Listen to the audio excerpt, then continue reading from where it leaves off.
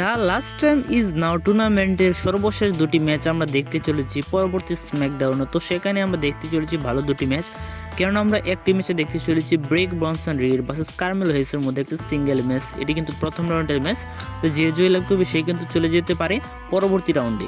এবং কি আমরা দেখতে চলেছি the last time is now টুর্নামেন্টে আরও একটি প্রথম রাউন্ডের ম্যাচ। তো সেখানে আমরা দেখতে চলেছি ফিন ব্যালর ভার্সেস প্যান্টার মধ্যে একটি সিঙ্গেল ম্যাচ। তো এই ম্যাচটি কিন্তু সমান সমান টক্কর হতে চলেছে।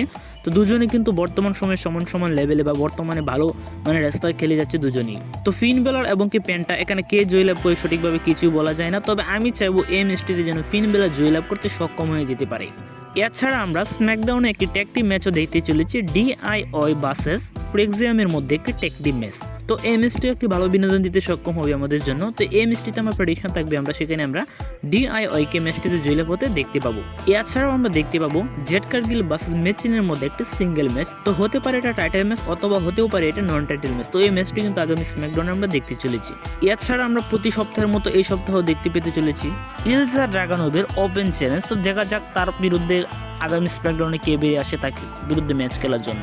এছাড়া আমরা দেখতে পাবো চেলসি গ্রিনের ইউনাইটেড স্টেট অফ চ্যাম্পিয়নশিপ জয়ী হওয়ার পর সেলিব্রেশনের জন্য দ্বিতীয়বারের মতো সে যেহেতু চ্যাম্পিয়ন হয়ে গেছে, তো সে অবশ্যই এটি সেলিব্রেশন করতে চাইবে এবং সেটি হতে যাচ্ছে নেক্সট স্ম্যাকডাউনের এপিসোডে। এছাড়াও দু একটি ম্যাচও এখন পর্যন্ত অফিসিয়াল হয় নাই, এছাড়াও কিছু ম্যাচও অফিসিয়াল হয়ে যেতে পারে নেক্সট স্ম্যাকডাউনের জন্য। তো আজকের ভিডিও এই পর্যন্তই। ভিডিও ভালো লাগলে অবশ্যই লাইক, কমেন্ট এবং কি সাবস্ক্রাইব করে পাশে থাকবেন। ধন্যবাদ সবাইকে।